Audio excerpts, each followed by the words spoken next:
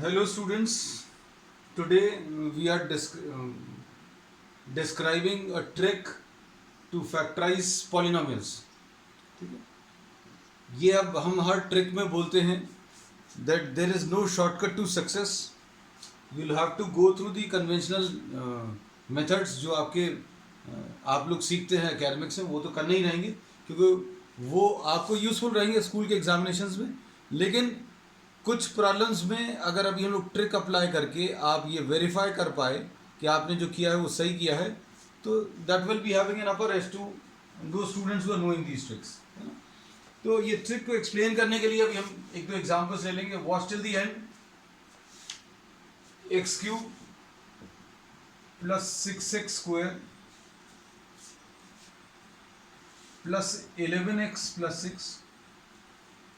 This is particularly very useful for those problems in which you are having 1 as the leading coefficient. अब इस trick को apply करने के लिए सबसे पहले अभी आप एक कांस्टेंट टर्म जो है उसको देख लें. ये कांस्टेंट टर्म इसका 6 है. कांस्टेंट टर्म 6 अगर है तो इसके फैक्टर्स देख लो. तो फैक्टर्स इसके 1, 2, 3 एंड 6 होंगे. मतलब ऐसे नंबर्स ढूंढने जो इसको कंप्लीटली डिवाइड कर दें.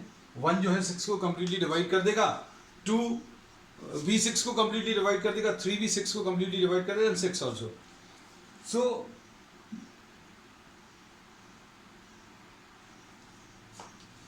The factors will be obtained with the help of these numbers. अब हम लोगों को इनमें से कुछ नंबर्स चुनने हैं. कितने नंबर चुनने हैं? This is a cubic polynomial. Cubic polynomial है तो इसके 3 फैक्टर्स आएंगे. तो 3 नंबर्स ऐसे चुनने हैं जिनको मल्टीप्लाई करने पर 6 आ जाए. मल्टीप्लाई करने पर 6 आ जाए ऐसे नंबर्स क्या क्या मिल सकते हैं? You can have these 1, 2 and 3 all with the positive sign. इनको अगर आप मल्टीप्लाई करें, अगर आप कोई और नंबर भी ढूंढ पाए, ऐसे 3 नंबर्स इनमें से सिलेक्ट करने जिनको मल्टीप्लाई करने पर 6 आना चाहिए. So we are choosing these 3. कुछ और कॉम्बिनेशंस भी अगर आप बना पाए, वेल एंड गुड. और ये नंबर जो हैं इनको वेरीफाई कर कर देखिए. जो भी नंबर्स 3 आप ले रहे हैं उनको मल्टीप्लाई करने पर ये कांस्टेंट नंबर आना चाहिए और इनका एडिशन ये वाला नंबर आना चाहिए. तो अगर आप देखें 1 + 2 is 3 and 3 + 3 is 6. So these are the numbers. So we say that the factors can be written down directly: x + 1, x + 2, x + 3. Mind you, I am repeating the same fact that these are not to be used for school exams but to verify the answers.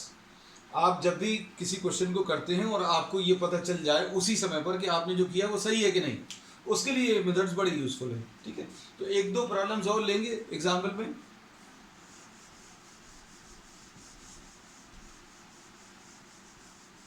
इसको आप अच्छे से देखना. The second one, watch till the end because will be having some more variety of problems in the end of this class. x³ + 2x² -x - 2. अब इसमें फिर से देखें कांस्टेंट टर्म इसमें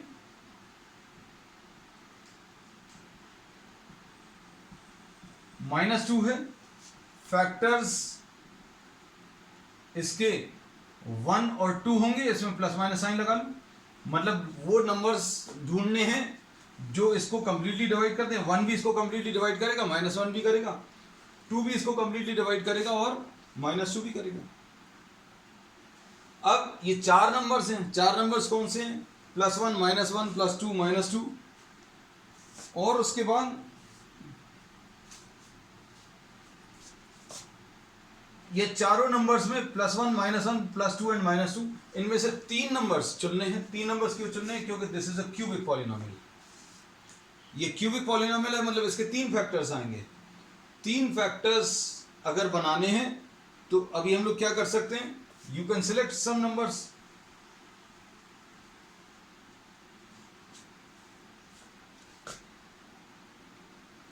तीन नंबर सिलेक्ट कर लिए. इनको मल्टीप्लाई करने पर क्या आ जाएगा, -2 आ जाएगा। आपने कोई ऐसा भी बोल सकता है, तो अभी हम लोग बोलेंगे इनको मल्टीप्लाई करने पर, ये 3 अगर आपने ले लिए तो ये 3 को मल्टीप्लाई करने पर +2 आएगा, लेकिन हमें -2 चाहिए। हमें नंबर्स ऐसे सिलेक्ट करने के तीनों को मल्टीप्लाई करने पर -2 आना चाहिए। तो ये 4 नंबर्स में से 3 नंबर सिलेक्ट करके देखो। You can play with numbers, you can select some other combination also, and you are having another check, and the other check is what, the addition of these numbers which you have selected should be equal to this number if you are doing it rightly। तो क्या आ जाएंगे इसके factors, अभी हम लोग लिख सकते हैं x minus 1 into x plus 1 into what, x plus 2। this will be the answer। now we are moving on with the third example।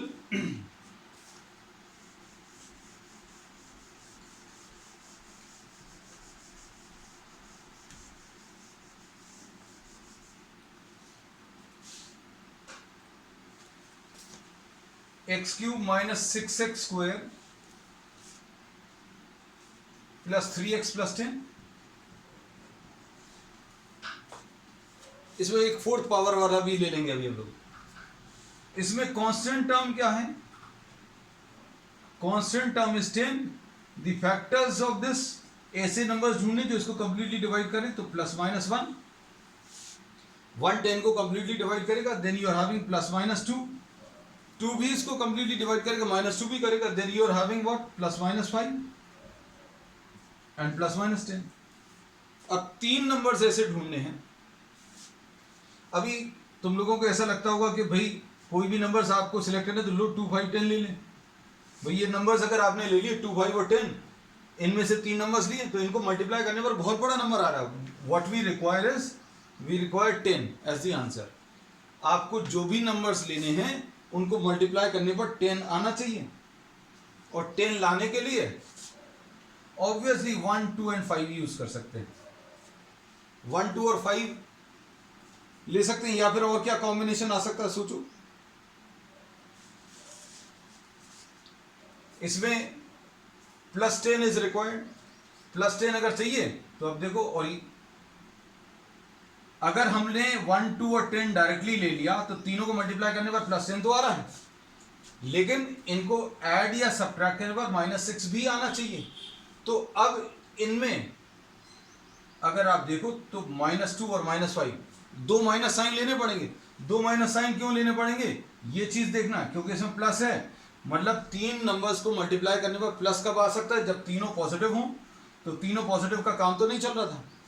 फिर उसके बाद आप 2 में माइनस लगाना है। आप 2 में माइनस लगाओगे तो इधर माइनस लगाने पर -3 और +5, -6 नहीं आ रहा।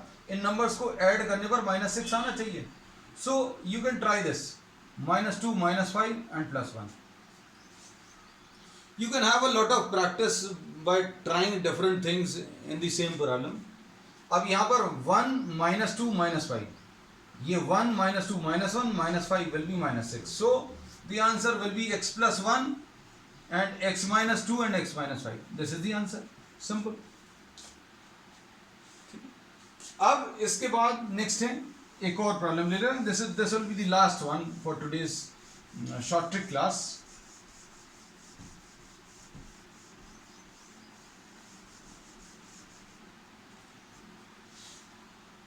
Suppose x to the power of 4 plus 10x cube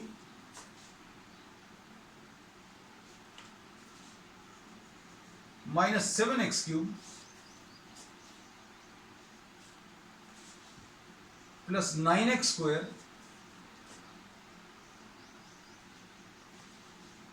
plus 7x minus 10। अब इसमें देखो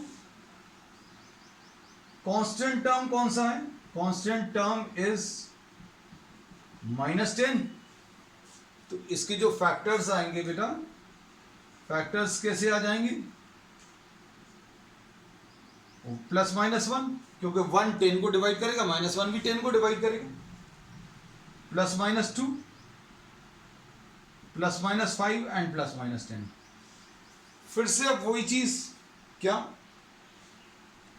कि अब आपको नंबर्स ढूंढने हैं, लेकिन ये 4th डिग्री वाली इक्वेशन है या 4th डिग्री वाला पॉलिनोमियल है, तो आपको नंबर्स जो चुनने हैं वो ऐसे चुनने हैं कि उनको मल्टीप्लाई करने के बाद -10 आए। लेकिन यहां पर अब 3 नंबर्स नहीं चुनने, आपको 4 नंबर्स लेने हैं।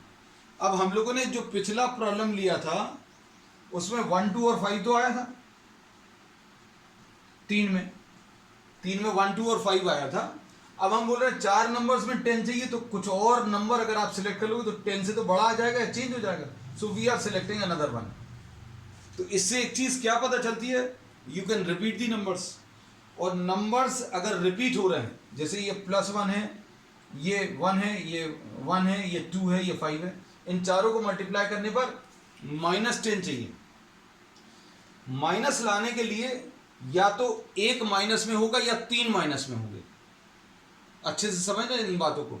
हमने बोला ये चारों नंबर्स का जो कॉम्बिनेशन है, इनको मल्टीप्लाई करने पर -10 आना चाहिए। तो चारों पॉजिटिव में -10 तो नहीं आएगा, तो क्या होगा, इनमें से या तो एक माइनस में होगा, किसी एक को माइनस करके देखो, किसी एक को अगर अभी हम लोग माइनस में करेंगे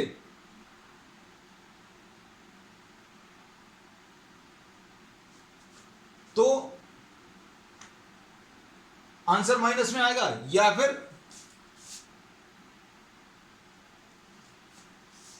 3 को माइनस में ले लें। तो अगर आपने किसी एक को माइनस में लिया, सपोज फॉर एग्जांपल अगर आपने इसको माइनस में ले लिया, इसको माइनस में ले लिया, -1 +1 +2 +5, तो आंसर प्लस में आएगा। तो ज्यादा चांसेस क्या हैं कि अभी हम लोगों को 3 नंबर्स माइनस में लेने पड़ेंगे। और 3 नंबर्स माइनस में लेने के लिए देखो जरा, 1 और -1 कैंसिल होगा, 0 आ जाएगा, -2 and -5 will be what? -2 and -5 will be -7। तो ये इसका आंसर जो है x + 1 into x - 1, x - 2 and x - 5। That's all for today's short trick class।